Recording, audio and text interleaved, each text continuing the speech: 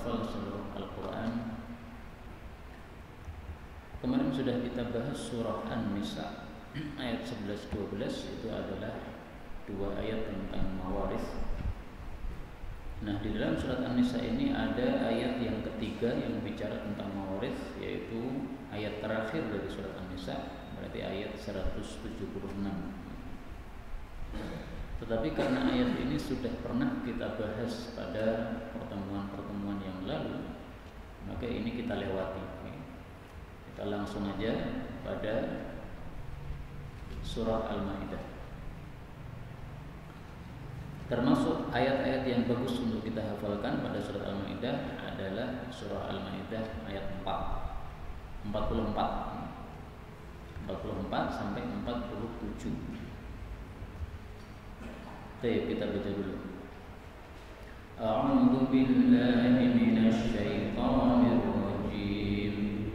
Inna anzalna at-taurata fiha hudan wa nur yahkumu biha an-nabiyyuna alladhina aslamu lilladhina hadu war-rabbaniyuna wal-ahbar bima istuhfizu min kitabillahi wa kanu 'alaihi syuhada fala takhshawun nasa wakhshawni wa la tashtaru bi ayati thamanan qalila wa man lam yahkum bima anzalallahu fa ulaika humul kafiruna wa katabna 'alaihim fiha anna an-nafsa bin-nafsi wal-'ayna bil-'ayni wal-anfa bil-anfi wal-udhuna bil-udhuni was-sinna bis-sinni wal-juruha qisas faman tasaddaqa bihi fahuwa kaffaratun lahu wa man lam yahkum bima anzalallahu fa ulaika humuz zalimun. Wa qaffayna ala atharihim bi'Isa ibn Maryam musaddiqan lima bayna yadayhi minat-Tawrah wa atainahu al-Injila fihi hudan wa nur wa musaddiqan lima bayna yadayhi minat-Tawrah wa hudan wa maw'izatan lil-muttaqin wa liyahkum ahlul injili bima anzalallahu fihi wa man lam yahkum bima anzalallahu fa ulaika humul fasiqun. Alhamdulillahirabbil alamin. Allahumma arhamna bil Qur'ani amin. Ayat-ayat ini menurut saya termasuk yang bagus untuk dihafalkan karena di sini Allah 3 kali menegaskan tentang orang yang lam yahkum bima anzalallah, tidak mau berhukum dengan wahyu yang diturunkan oleh Allah Subhanahu wa taala, bahwasanya mereka adalah orang kafir, orang zalim dan orang fasik, disifati dengan 3 sifat. Sebelum kita bahas ayat-ayat ini, terlebih dahulu kita bicarakan qiraatnya. Pada ayat 44 ada kata-kata wakhshawni, ini boleh dibaca pendek atau panjang pada nunnya, ya, wakhshawni atau wakhshawni. Maka kalau berhenti boleh wakhshawun, boleh wakhshawni. Kemudian pada ayat yang ke-45, nah ini banyak harakatnya yang boleh berbeda. Wal aina, wal anfa, wal udhuna, was sinna, wal juruha. Ya, biasanya semuanya fathah, tapi boleh juga dibaca dhammah. Wal ainu, wal anfu, wal udhunu, was sinnu, wal juruhu. Kalau dibaca fathah itu karena sebelumnya fathah, nafsa. Berarti setelahnya ikut fathah karena kembali kepada kalimat sebelumnya. Kalau dibaca dhammah wal ainu, maka ini berarti kalimatnya berhenti di sini, titik. Maka kalau dibaca wal ainu itu lebih baiknya berhenti di sini. Wa katabna 'alaihim fiha annan nafsa bin nafs, berhenti. Lanjut lagi wal ain. Tetapi kalau dibaca an-nafsa bin nafsi wal aina, maka lebih bagusnya lanjut. Annan nafsa bin nafsi wal aina bil aini, karena kalimatnya masih nyambung. Jadi kadang-kadang perubahan harakat itu menyebabkan juga perubahan di mana kita wakafnya, kita berhentinya di mana. Kemudian khusus untuk kata al-udhun ini boleh juga dibaca dengan zal yang disukun. Imam Nafi' membacanya wal udhna bil udhni. Udh berarti zalnya disukun. Kemudian fahwa, haknya boleh disukun. Fahuwa atau fahwa sebagaimana biasanya. Kemudian yang terakhir pada ayat 47, di sini biasanya kita baca wal yahkum. Boleh juga dibaca wali yahkum. Lamnya boleh sukun, boleh kasrah. Artinya tidak berubah ya, karena ini akan perintah. Taib, itu dari sisi qiraat semuanya adalah qiraah yang mutawatirah yang diajarkan oleh Rasulullah sallallahu alaihi wasallam. Semata-mata kita pelajari ilmu qiraat ini supaya ilmu ini tidak punah. Allah Subhanahu wa taala mengatakan inna, sesungguhnya kami Allah anzalna, kami telah menurunkan at-Taurata, kitab Taurat, yaitu kepada Nabi Musa alaihi salatu wassalam. Fiha, di dalam kitab Taurat itu ada huda, ada petunjuk, wa nur, dan ada sinar. Yahkumu, memberikan hukum, biha, dengan kitab Taurat, an-nabiyun, para nabi-nabi, alladzina aslamu, yang mereka itu telah Islam. Islam itu artinya tunduk kepada Allah Subhanahu wa taala. Memberi hukum untuk siapa? Lilladzina hadu, untuk orang-orang Yahudi. Warabbaniyun, dan juga para ulama rabbani. Wal ahbar, dan juga para pendeta-pendeta. Kenapa mereka itu menghukum dengannya? Karena bimastuhfidu, dengan sebab mereka itu dititipi min kitabillah, dari kitab Allah Subhanahu wa taala. Wa kanu, dan adalah mereka para pendeta-pendeta tadi, alaihi, terhadapnya, yaitu terhadap hukuman Nabi, hukum yang dipakai Nabi tadi adalah syuhada, saksi-saksi. Fala takhshawun nasa, maka janganlah kalian takut kepada para manusia. Wakhshawni, dan takutlah kepada saya, kepada Allah Subhanahu wa taala. Wala tashtaru, dan janganlah kalian itu membeli bi ayati, dengan ayat-ayatku, thamanan qalila, harga yang sedikit, yaitu dunia.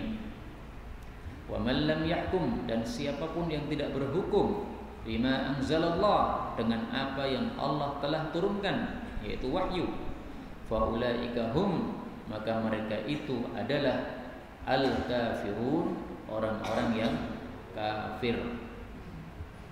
Ayat ini menunjukkan bahwasanya kitab Taurat itu adalah kitab samawi, yaitu kitab yang turun dari langit. Karena di sini Allah mengatakan anzalna, kami turunkan. Yang namanya turun itu dari atas ke bawah. Kita berada di bumi, atas kita adalah langit. Berarti diturunkan dari langit ke bumi. Makanya kitab-kitab suci itu disebut dengan istilah kitab samawi, kitab yang turunnya dari sama, dari langit. Ada kitab Zabur, ada kitab Taurat, ada kitab Injil, ada kitab Al-Quran. 4 kitab ini semuanya kitab-kitab samawi. Dan ini, ayat ini sekaligus menunjukkan bahwa Allah itu di atas. Sebagian orang mengatakan jangan nunjuk-nunjuk Allah. Allah nggak boleh ditunjuk tempatnya atas. Padahal ayat-ayat Quran sangat banyak. Bahkan dikatakan oleh sebagian ulama 1000 ayat yang menunjukkan bahwasanya Allah itu di atas. Kalau mau kita kumpulkan ayat-ayat Quran yang menunjukkan Allah di atas, ada 1000 ayat. Padahal Quran itu berapa? 6.660 ayat. Nah, 1000 ayatnya menunjukkan Allah di atas. Salah satunya ini, inna anzalna, kami turunkan. Berarti Allah di atas, karena turun itu dari atas ke bawah. Allah mengatakan bahwasanya kitab Taurat itu fiha hudaw wa nur. Di dalamnya ada petunjuk dan ada sinar. Yang dimaksud petunjuk itu adalah dalil-dalil, karena dalil itu menunjuki. Dalil itu kan sifatnya menunjuki. Orang bingung dengan dalil maka dia jadi paham. Oh, saya harus ke sana, saya harus belok ke sini. Yang dimaksud sinar ini bukan sinar-sinar lampu ini ya. Tapi sinar itu maksudnya penjelasan-penjelasan. Karena dengan penjelasan itu segala sesuatu yang tidak jelas jadi jelas. Demikian juga sinar lampu ini ketika gelap jadi terang. Nah, maka penjelasan-penjelasan itu diibarahkan dengan kata-kata sinar karena sifatnya adalah memberikan keterangan atau penjelasan sehingga masalah yang tidak jelas jadi jelas. Tetapi harus kita ketahui bahwasanya Taurat itu adalah merupakan hidayah untuk kaum terdahulu, bukan untuk kita umat Nabi Muhammad sallallahu alaihi wasallam. Jadi tidak bisa orang-orang Yahudi kemudian mengatakan kepada kita umat Islam, wahai umat Islam, kalian itu kan setiap hari minta petunjuk kepada Allah, ihdinas siratal mustaqim. Maka kalau kalian pengen petunjuk, ambillah kitab Taurat. Dalilnya ayat ini, inna anzalna taurat fiha hudaw wa nur. Enggak bisa mereka ngomong begitu. Kenapa? Karena yang dimaksud fiha hudaw wa nur itu untuk orang-orang terdahulu, bukan untuk kita. Dalilnya, mari kita lihat sabda Nabi sallallahu alaihi wasallam.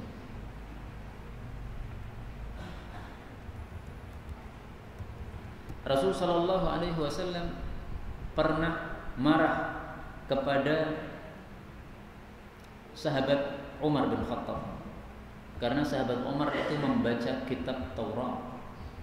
Maka Rasulullah mengatakan, "Lau nazala Musa", seandainya Nabi Musa turun, "fattaba'tumu", lalu kalian mengikuti Nabi Musa, "wa taraktumuni", kalian meninggalkan saya, "la dhalaltum", kalian pasti akan sesat.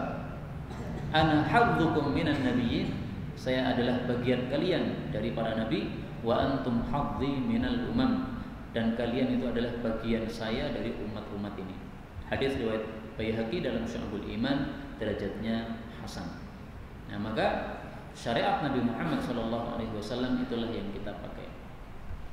Adapun di sini, yahkumu bihan nabiyyuna alladziina aslamu, para nabi memberikan hukum dengan Taurat. Ini maksudnya adalah Nabi Musa dan juga para nabi-nabi setelahnya yang mereka masih melanjutkan dakwah Nabi Musa alaihissalam. Karena nabi-nabi yang tidak membawa wahyu baru atau tidak membawa kitab baru, tidak membawa syariat baru, itu mereka hanya melanjutkan dari kitab sebelumnya. Nabi Isa alaihissalam dia bawa kitab baru, kitab Injil. Berarti dia tidak pakai kitab yang sebelumnya karena syariatnya berbeda antara Injil dengan Taurat. Demikian juga Nabi Muhammad SAW, beliau bawa kitab baru, Al-Quran. Maka kitab Taurat Injil sudah nggak kepakai lagi. Kenapa? Ini sudah diperbarui untuk umat yang beliau ajari, adalah kitabnya sudah diubah oleh Allah Subhanahu wa Ta'ala. Sebagian ulama tafsir mengatakan bahwasanya yang dimaksud an-nabiyun, para nabi, ini maksudnya adalah Nabi Muhammad sallallahu alaihi wasallam. Meskipun disebutkan para nabi, tetapi tafsirnya adalah Nabi Muhammad sallallahu alaihi wasallam. Sebagian ahli tafsir mengatakan begitu. Jadi untuk penghormatan ya, Nabi Muhammad itu satu orang tapi disebut dengan an-nabiyun, para nabi. Seolah-olah beliau itu banyak padahal satu orang. Nah, apakah tafsir ini benar? Bisa, tafsir ini bisa diterima karena Nabi Muhammad SAW pernah 2 kali menggunakan hukum Taurat diterapkan kepada lilladzina hadu, kepada orang-orang Yahudi. Kapan itu? Ketika ada orang Yahudi zina, kemudian dibawa oleh orang-orang Yahudi kepada Nabi Muhammad SAW, berhukum kepada Nabi Muhammad SAW. Maka Rasulullah tanya, dalam kitab kalian orang yang zina itu dihukum apa? Maka mereka mengatakan orang yang zina itu dicoreng-morengi mukanya ya, pakai arang atau pakai apa gitu. Kemudian nanti ditaruh di atas keledai, dikelilingkan di kampung supaya malu. Nah, maka Rasul Shallallahu Alaihi Wasallam katakan, datangkan kitab Taurat. Ya, mau dicek dulu oleh Nabi, apakah betul di dalam kitab Taurat orang yang zina itu dihukumi seperti itu. Ternyata di dalam kitab Taurat nggak ada itu, Pak. adanya adalah ayat tentang rajam. Tapi ketika ayatnya dibaca, itu sengaja pendeta mereka itu nutupi dengan tangannya supaya nggak kelihatan. Nah, maka Nabi SAW suruh buka itu apa yang ada di tanganmu. Ternyata di situ ada ayat rajam.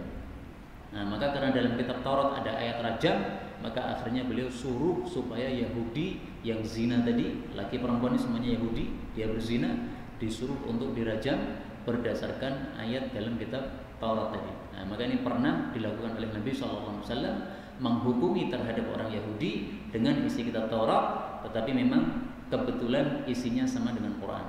Ya. Quran apa hukumnya? Ya, kalau sudah muhsan berzina ya dirajam. Nah, ternyata sama dengan isi kitab Taurat juga begitu, dirajam. Nah, waktu itu beliau suruh ambil kitab Taurat dan mereka dihukumi dengan isi kitab Taurat tersebut. Nah, makanya di sini Allah mengatakan wa kanu 'alaihi syuhada. Mereka para pendeta-pendeta menyaksikan terhadap hukum Nabi Shallallahu Alaihi Wasallam tadi. Salah satunya siapa? Abdullah bin Salam. Dia dulunya pendeta Yahudi, kemudian masuk Islam. Nah, beliau menyaksikan bahwasanya apa yang diputuskan oleh Nabi itu sudah benar sesuai kitab Taurat. Betul ya Rasulullah, dalam kitab Taurat memang ada rajam. Yang mengatakan tidak ada rajam itu karena sudah mengubah isi kitab Taurat. Kemudian Allah mengatakan wa man lam yahkum bima anzalallah fa ulaika humul kafirun.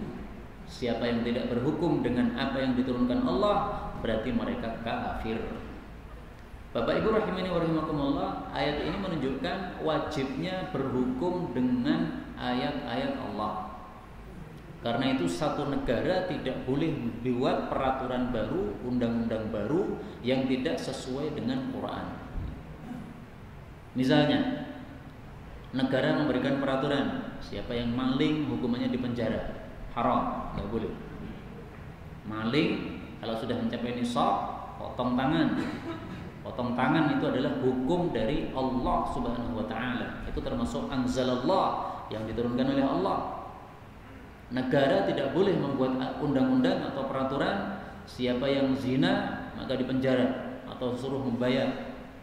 Tidak boleh peraturan seperti itu. Kenapa? Sudah ada aturan dalam Islam. Zina dibagi dua. Kalau dia muhsan maka dirajam, kalau dia belum muhsan maka dia diasingkan setelah dia dicambuk 100 kali, kemudian diasingkan di tempat yang lain. Nah, maka Allah mengancam di sini, siapapun yang tidak berhukum dengan apa yang Allah turunkan, maka mereka kafir. Jadi untuk menjadi kafir gampang, Pak. Untuk menjadi kafir apa? Gampang. Silahkan jadi pejabat, kemudian berikan hukum yang tidak sesuai dengan wahyu Allah. Udah, masuk ayat ini. Wa man lam yahkum bima anzalallah fa ulaika humul kafirun. Masuk neraka gampang caranya. Jangan pakai hukum Allah. Udah, kafir, masuk neraka. Sebagaimana masuk jannah gampang, maka masuk neraka juga gampang. Karena itu ini ancaman keras dari Allah Subhanahu wa taala bagi siapapun kuping yang mendengar dari kalangan para pejabat-pejabat yang mereka biasanya membuat aturan-aturan yang tidak sesuai dengan Al-Qur'an, maka ini diancam mereka sudah kafir. Bapak Ibu rahimani wa rahimakumullah, kalau kita lihat ayat 44 mengancam siapa yang tidak berhukum kepada aturan Allah kafir. Tetapi ayat berikutnya ayat 45 mengatakan zalim. Ayat berikutnya lagi ayat 47 mengatakan fasik. Nah, terus yang benar yang mana nih? Kafir apa zalim apa fasik? Karena kan beda ini. Fasik itu bukan kafir, masih muslim tapi fasik. Fasik itu kan pelaku dosa besar. Zalim itu belum kafir. Kalau kafir kan murtad. Nah, maka orang-orang yang membuat peraturan atau undang-undang yang tidak sesuai Quran itu dihukumi apa itu mereka? Fasik apa zalim apa kafir? Urutannya dihafalkan ya. Kafir, zalim, fasik ayatnya tadi. Kafirun, zalimun, fasikun. Nah, paling bagus kita pakai tafsiran dari Ibnu Abbas radhiyallahu taala. Silahkan dibuka dalam kitab Tafsir Mawardi.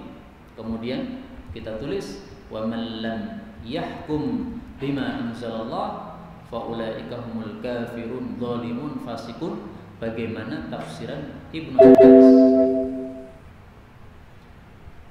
Tafsirnya adalah annaman lam yahkum bima anzalallah. Siapapun yang tidak menggunakan hukum yang diturunkan oleh Allah, jahidan bihi, dalam keadaan dia membantah terhadap hukum Allah tadi, menolak hukum Allah tadi, jadi tidak menerima hukum Allah tadi, fahuwa kafir, maka dia itu orang kafir, berarti murtad ya.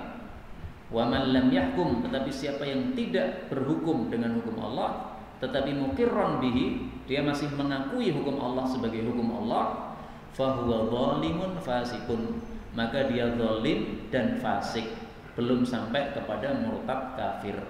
Wa hadza qaulu Ibnu Abbas, inilah tafsiran Ibnu Abbas terhadap ayat tersebut. Maka manusia ini dibagi dua, yang tidak menggunakan hukum Allah ini. Ada kalanya dia tidak menggunakan hukum Allah sambil mengingkari hukum Allah tadi, mengatakan nggak perlu kayak gini nih, ini sudah nggak berlaku lagi, ini hukum ini bukan hukum Allah, atau ini hukum Allah yang sudah kadaluarsa, Quran itu sudah kadaluarsa ya. Tapi ada juga orang yang tidak begitu, dia masih baca Quran, Ramadan masih tadarusan, jadi masih menerima hukum Allah, masih menerima Quran ini sebagai kalam Allah Subhanahu wa ta'ala. Tapi karena aturan negara begitu, dia nggak bisa semau gue. Dia hanya sebagai hakim saja, dan dia kalau memutuskan bahwasanya orang yang maling ini harus dipotong tangan, malah dia nanti dipenjara. Nah, maka dia dalam kondisi terpaksa ini. Ada kalanya dia ikut hukum Allah, nanti akan dipenjara dan tidak boleh jadi hakim lagi. Atau ada kalanya dia mengikuti hukum yang dibuat oleh selain Allah Subhanahu wa ta'ala, maka dia masuk dalam ayat ini. Nah, pilih mana? Pilih dihukum sama Allah atau pilih dihukum sama manusia?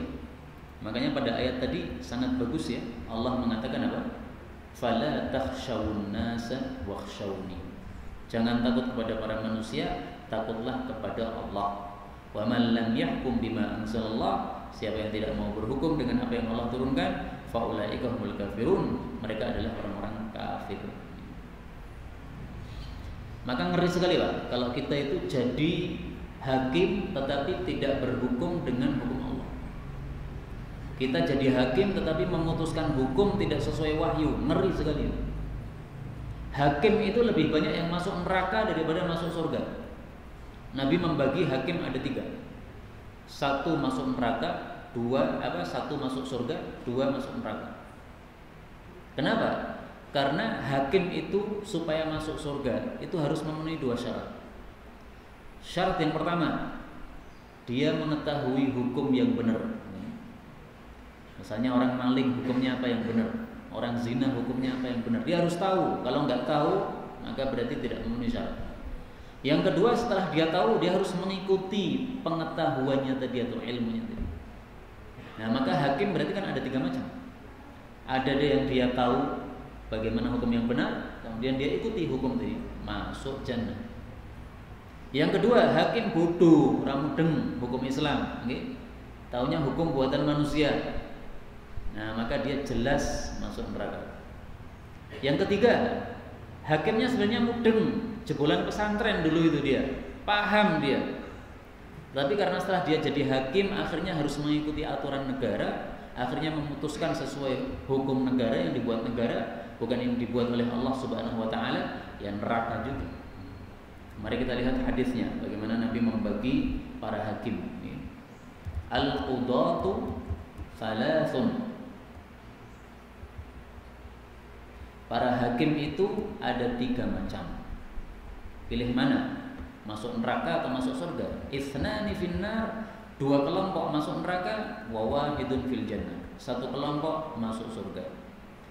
Rajulun alimal haq, seseorang yang mengetahui kebenaran, faqadha bihi, maka dia memberikan hukum berdasarkan kebenaran tadi, fahuwa fil jannah, maka dia masuk jannah.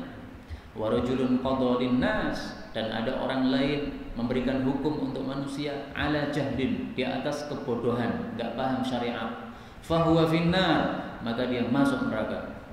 Wa rajulun arafal haq, dan orang lain yang mengetahui kebenaran, fajara fil hukmi, tetapi dia menyimpang dalam hukumnya, tidak mau pakai aturan Allah, fahuwa finnar, maka dia berada di dalam neraka. Hadis riwayat Imam 4 disahihkan oleh Imam Hakim. Nah, maka berhati-hati kalau jadi hakim. Hakim tidak memenuhi 2 syarat, jelas masuk neraka. Maka sering saya katakan masuk neraka gampang. Jadilah hakim, masuk neraka. Kenapa? Tidak pakai aturan Allah Subhanahu wa taala. Itu yang kita lihat sekarang ini di dunia-dunia dimanapun juga seperti itu. Mereka menjadi hakim tetapi tidak memutuskan dengan syariat Allah Subhanahu wa taala.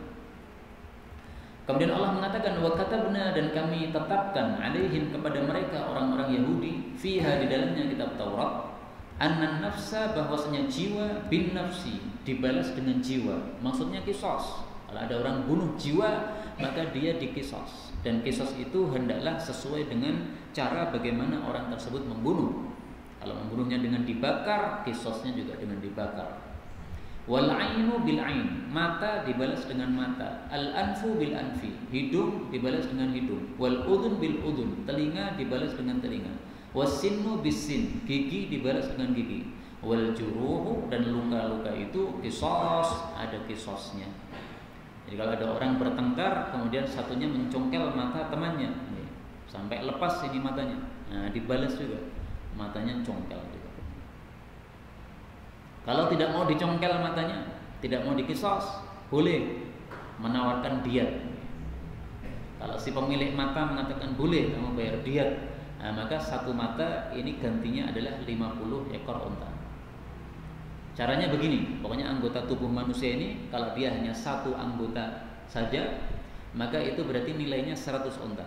Tapi kalau dia ada 2, maka nilainya satu ini adalah 50 ekor unta. Mata kita kan 2, nah, maka satu mata itu nilainya 50 ekor unta. Lidah kita 1, nah, maka lidah ini kalau dipotong, nah, maka ganti ruginya adalah 100 ekor unta. Tangan 2, nah, berarti apa? Masing-masing 50 ekor unta. Jari ini ada 10 jari tangan, maka masing-masing satu jari ini nilainya adalah 10 ekor unta. Begitu dan seterusnya. Allah mengatakan faman tasaddaqa bihi, barang siapa yang bersedekah dengannya, yaitu dengan lukanya tadi, fahuwa kafaratullah, maka hal itu menjadi penghapus dosa untuk dia. Nah, ini hasungan bagi orang yang dizalimi untuk memberikan maaf. Kamu sudah bertengkar sama teman, akhirnya kemudian matamu lepas satu. Kalau kamu sedekahkan matamu, ya sudah, saya ngalah aja, saya tidak usah dikisos dan tidak usah bayar diat, saya maafkan, saya sedekahkan. Nah ini maka ini menjadi kafarah penghapus dosa. Ada di Solo ada seorang ustaz ditabrak oleh seseorang, akhirnya matanya tercongkel satu, hilang satu. Tapi masya Allah, ustadznya ini sedekah matanya. Dia mengatakan, udah, nggak usah diganti rugi, yang penting saya pengobatannya ini diselesaikan. Nah, maka yang nabrak tadi cuma menyelesaikan pengobatannya aja, tapi matanya hilang, nggak disuruh ganti. Nah, ini berarti tasaddaq bih, ini sedekah matanya. Nah, ini menghapus dosa. Kemudian Allah mengatakan, wa qaffayna, dan kami iringkan ala atharihim, setelah mereka para nabi-nabi, bi Isa bin Maryam, Nabi Isa bin Maryam. Jadi Nabi Isa adalah nabi penutup sebelum Nabi Muhammad sallallahu alaihi wasallam. Setelah itu muncul Nabi Muhammad sebagai penutup seluruh para nabi. Musaddiqan, dia itu membenarkan lima baina yadayhi, terhadap apa yang ada di depannya, maksudnya kitab sebelumnya, minat Taurat, yaitu kitab Taurat. Wa atainahu, dan kami telah memberikan kepada Nabi Isa al-Injil, kitab Injil, fihi, di dalamnya hudan, ada petunjuk, wa nur, dan sinar. Ini tafsirnya sama dengan tadi ya, petunjuk dan sinar untuk umat-umat terdahulu, bukan untuk kita. Wa musaddiqan, dan pembenar lima baina yadayhi, terhadap apa yang ada sebelumnya, minat Taurat, yaitu kitab Taurat, wa hudan, dan sebagai petunjuk, wa mau'izatan, dan sebagai nasihat, mau'izah lil muttaqin, bagi orang-orang yang bertakwa. Wal yahkum, dan hendaklah berhukum ahlul Injil, orang-orang yang memiliki kitab Injil, bima anzalallahu fi, dengan apa yang Allah turunkan padanya. Wa man lam yahkum, dan barang siapa yang tidak berhukum, bima anzalallah, dengan apa yang Allah turunkan, fa ulaika humul fasiqun, maka mereka adalah orang-orang yang fasik. Bapak Ibu rahimani wa rahimakumullah, ayat ini kalau orang-orang Kristen mau mengamalkan, maka mereka semuanya pasti masuk Islam. Karena Allah mengatakan di sini wal yahkum ahlul injili bima anzalallahu fi. Orang yang pegang kitab Injil hendaklah mengamalkan isi kitab Injil. Kalau mereka betul-betul mengamalkan isi kitab Injil, mereka semuanya pasti akan masuk Islam. Kenapa? Karena dalam kitab Injil sudah disebutkan bahwasanya nanti akan muncul seorang nabi bernama Ahmad atau Muhammad, semua harus mengikuti. Jadi sekarang ini orang-orang yang punya kitab Taurat itu tidak mengikuti kitab Taurat. Mereka menyelisih kitab Taurat. Sekarang ini orang-orang yang punya Injil itu tidak mengikuti kitab Injil. Karena kalau mereka mengikuti kitab Taurat atau Injil, semuanya pasti rame-rame masuk Islam. Karena dalam Taurat dan Injil yang asli ya, bukan yang sudah diubah, itu sudah ada perintah untuk beriman kepada Nabi Muhammad sallallahu alaihi wasallam. Nah, maka jangan sampai orang-orang Kristen kemudian mengatakan kepada kita oleh Allah di dalam Quran disuruh untuk tetap pegangi kitab Injil. Ini ayatnya nih, wal yahkum ahlul injil bima anzalallahu fi. Berarti orang-orang Kristen memang harus pakai Injil, nggak boleh pakai Quran. Bukan begitu maksudnya.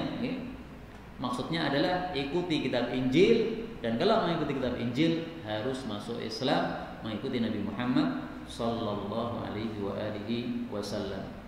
Mari kita lihat bagaimana Allah membicarakan isi kitab Injil. Sudah disebutkan oleh Allah pada surat yang sering dibaca pada ma'had kita atau majelis-majelis kita, surat Shaf ayat 6. Wa il qala Isa bin Maryam, ingatlah ketika Nabi Isa berkata, apa katanya? Wa mubasysyiran bi rasuli ya'ti min ba'di, aku memberi kabar gembira datangnya seorang rasul setelahku, ismuhu Ahmad, namanya adalah Ahmad. Maksudnya adalah Nabi Muhammad sallallahu alaihi wasallam. Jadi dalam kitab Injil sudah ada perintah itu. Kalau nanti di akhir zaman muncul nabi bernama Ahmad atau Muhammad, maka ikuti. Sehingga orang-orang Injil sekarang ini, orang-orang yang katanya mengikuti kitab Injil, itu sebenarnya tidak mengikuti kitab Injil. Itu sebenarnya mereka menyelisih kitab Injil. Makanya orang-orang yang dikasih hidayah oleh Allah Subhanahu wa taala itu seringkali mereka karena betul-betul memperhatikan kitab Injil, kemudian ingin mengamalkan sesuai isinya yang benar, akhirnya masuk Islam. Karena apa? Apa yang mereka lakukan itu sebenarnya salah dan mereka menyadari kesalahannya. Dengan hati kecil mereka menyadari. Tapi mungkin karena jabatan dan sebagainya, akhirnya mereka tetap dalam kondisi kafir kepada Allah Subhanahu wa taala. Nah, tentang nama Nabi Muhammad sebagai Ahmad ini disebutkan dalam Sahih Imam Bukhari ya. Karena Nabi kita itu memang memiliki 5 nama ya. Hadisnya khamsatu asma. Rasul sallallahu alaihi wasallam bersabda, "Innali khamsata asma'in." Sesungguhnya saya punya 5 nama. Apa saja? Ana Muhammad. Nama saya yang pertama Muhammad. Wa ana Ahmad. Ahmad. Wa ana al-Hashir. Saya adalah Hashir. Hashir itu pengumpul. Kenapa disebut pengumpul? Alladzi yuhsyarun nasu ala qadami. Karena para manusia dikumpulkan di belakang saya, yaitu menjadi pengikut-pengikut Nabi Muhammad sallallahu alaihi wasallam. Yang dulunya bercerai-berai, setelah Nabi datang, maka mereka berombongan mengikuti Nabi sallallahu alaihi wasallam. Aus sama Khazraj itu kan selalu perang terus itu di Madinah. Begitu Nabi datang, mereka sudah kumpul ikut Nabi sallallahu alaihi wasallam. Maka disebut Hashir, pengumpul. Wa anal mahi, saya adalah al-mahi, namanya penghapus, setip. Alladzi yamhullahu biyal kufra, yang dengan sebab saya Allah menghapus kekafiran. Wa anal aqib, dan saya adalah al-aqib. Aqib itu adalah nabi terakhir yang tidak ada nabi setelahnya. Ini hadis muttafaqun alaih. Nah, inilah 5 nama Nabi Muhammad sallallahu alaihi wasallam yang diberikan oleh Allah kepada beliau. Namanya harus dihafalkan ya. Muhammad, Ahmad, Al-Hashir, Al-Mahi, Al-Aqib. Karena ini nama Nabi kita. Masa kita nggak hafal? Nih, nama pemain sepak bola aja hafal, tapi nama nabinya nggak hafal, aneh. Maka harus hafal ini. Nama Nabi kita, Nabi Muhammad sallallahu alaihi wasallam. Nah, ini jelas menunjukkan bahwa yang dimaksud tadi ismuhu Ahmad, namanya adalah Ahmad. Ini adalah Nabi Muhammad sallallahu alaihi wasallam. Inilah tafsir ringkas untuk surat Al-Maidah ayat 44, 47. Silahkan dihafalkan, dan dengan menghafalkan Quran maka akan bertambah derajat kita nanti di akhirat lebih tinggi di hadapan Allah Subhanahu wa taala. Saya tutup dengan satu riwayat yang diriwayatkan oleh Al-Imam Ibnu Abi Syaibah di dalam kitab Musannafnya, Musannaf Ibnu Abi Syaibah. Perkataan Aisyah radhiyallahu taala tentang tingkatan-tingkatan di dalam jannah diriwayatkan dari Ummi Darda. Qalat, dia bertanya, dakhaltu ala Aisyah, aku masuk ke rumah Aisyah, faqultu, aku tanya, ma fadlu man qara'al Qur'an? Apa sih fadilahnya orang yang punya hafalan Quran ala man lam yaqra'hu, dibandingkan orang yang tidak hafal Quran? Mimman dakhalal jannah, padahal semuanya masuk jannah. Insyaallah semua kita masuk jannah, Pak. Amin ya rabbal alamin. Karena orang muslim itu dijamin masuk jannah. Tetapi kata Ummu Darda, fadilahnya apa? Yang hafal Quran sama yang tidak, atau yang hafalannya dikit sama yang hafalannya banyak, apa fadilahnya? Qalat Aisyah, Aisyah menjawab, inna adada darajil jannah, sesungguhnya jumlahnya tingkatan-tingkatan di dalam jannah itu ala adadi ayil Quran, sejumlah dengan ayat Quran 6.666. Nah, maka tingkatan jannah itu juga ada 6.666. Nah, kita bisa aja tingkatan paling bawah, bisa aja tingkatan tengah, bisa aja tingkatan atas. Supaya tingkatan atas gimana? Aisyah katakan, "Falaisa ahadun mimman dakhalal jannah", tidak ada seorang pun yang masuk jannah afdala mimman qara'al Quran, yang lebih utama daripada yang menghafal Quran. Kenapa? Karena nanti orang yang hafal Quran itu di akhirat disuruh baca oleh Allah. Kamu baca. Oh, saya hafal surat Al-Baqarah, ya baca Al-Baqarah. Baca satu ayat naik derajatnya, baca ayat yang kedua naik lagi derajatnya, terus sampai terakhir ayat yang bisa dibaca, yang dulu bisa dibaca di dunia. Nah, maka semakin banyak hafalan ayat Quran kita, semakin tinggi derajat kita dalam jannah. Nah, karena itu silahkan hafalkan Quran. Tidak harus 30 juz, meskipun 30 juz itu lebih bagus, tapi minimal kita punya usaha untuk menghafalkan. Maka di sini kita buat program hafal seluruh Quran, yaitu kita ambil dari surat-surat yang ada dalam Quran ini, masing-masingnya ayat-ayat tertentu yang cukup bagus isinya, supaya bisa dibaca di dalam sholat-sholat kita. Satu pekan sebenarnya cukup panjenengan untuk menghafalkan ayat yang kita sampaikan pada sore hari ini. Kita sekarang ini kan hafal surat apa tadi? Ayat Al-Maidah ya, 44, 45, 46, 47. 4 ayat. 4 ayatnya dihafalkan selama satu pekan. Dibaca dalam salat-salat sunnah, dibaca dalam salat-salat fardu yang tidak pakai suara imamnya. Nah, maka insya Allah kalau satu pekan kita baca pasti akan hafal. Nah, besok lagi kita pertemuan lagi, nambah ayat lagi, dihafalkan satu pekan lagi. Lama-lama insya Allah hafalan kita jadi bertambah banyak. Wallahu a'lam bishawab. Walhamdulillahi rabbil alamin.